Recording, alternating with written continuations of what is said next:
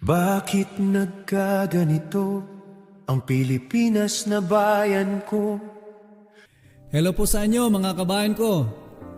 Naisip ko lang na ang kantang ito ay pwede nating gagawing isang paraan ng survey para malalaman natin kung ilan ba talaga ang may gusto na magiging Pangulo si VP Inday Sara Duterte. Kung ilang milyon man ang aabutin ng mga magsishare nito, ibig sabihin ay yun ang pinakabilang natin. Kaya kung ikaw ay sawang-sawa na sa katiwaliang nangyayari ngayon sa ating bansa, ay simulan na nating ishare itong kantang ito sa ating mga kapamilya, kaibigan at kakilala. Dapat nang matapos ang paghihirap at pagtitimpi ng mga kawawang Pilipino, wala na tayong matatakbuhan. Hawak na nila lahat. Kung magsusumbong ka ng katiwalian, ikaw pa ang makakasuhan.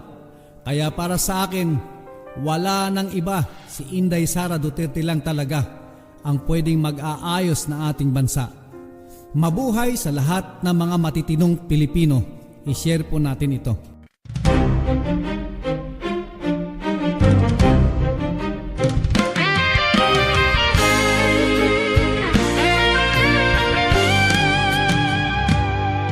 Bakit nagkaganito ang Pilipinas na bayan ko?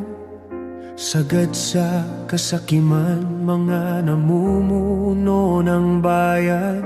Walang mga plano upang bansay aasenso. Mga walang pakialam, umiyak man ng dugo ang mga Pilipino. Isa lang ang tanging pag-asa na mag-aayos sa ating bansa upang mailigtas sa pagkakalugmok at walang direksyong pamamahala. May malasakit at tapang magpaparusa sa mga nagkakasala. Kang si Inday Sara Duterte, ang agilang mag-aahon ng bansa.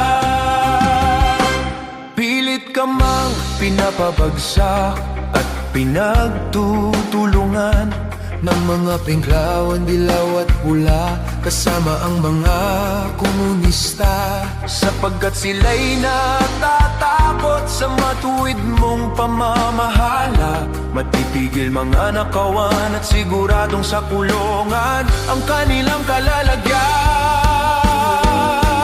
Inday Sara Duterte, ang aming gusto para maging Pangulo. Inday Sara Duterte, ang aming gusto para sa totoong pagbabago. Gagawing ligtas ang bansa, korupsyon at droga mawawala. Nang maranasan ng taong bayan ang bansang may kasaganaan. Lahat ay gagawin ng iyong mga kalaban. Huwag ka lang makakatakbo sa darating na halalan. Ika'y walang kinatatakutan, kahit mga oligarko di ka kayang bayaran. Inday Sara, huwag mag-alala, kakampi mo ang totoong Pilipino. Inday Sara Duterte, ang aming gusto para maging Pangulo. Inday Sara Duterte, ang aming gusto para sa totoong pagbabago. Gagawing ligtas ang bansa, korupsyon at droga mawawala. Nang maranasan ng taong bayan ang bansang may kasaganaan. Ayaw ng mga oligarko, sindikato at makakaliwang grupo na ikaw ay makakatakbo at magiging isang Pangulo, pagkat di na nila magagawa ang pagmamanipula sa bansa. At hindi na rin makakaporma ang grupo ng mga komunista. Inday Sara Duterte, handang ialay ang kanyang buhay. May pagpapahalaga sa kapwa, handang ayusin ang lugmok na bansa.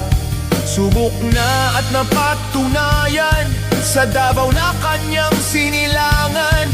Isang matapang ngunit may takot sa Diyos, kayang ipagtanggol ang ating bayan.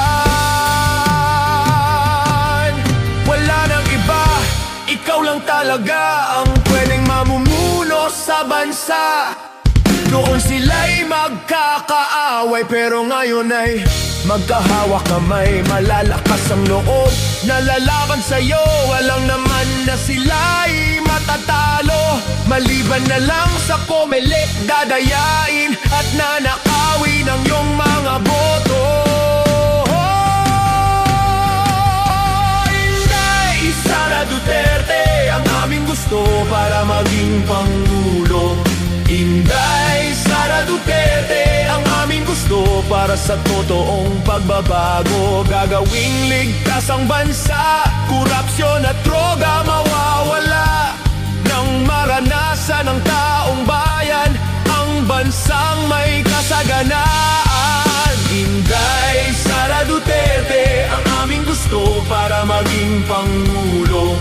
Inday Sara Duterte ang aming gusto para sa totoong pagbabago. Gagawing ligtas ang bansa, korupsyon at droga mawawala.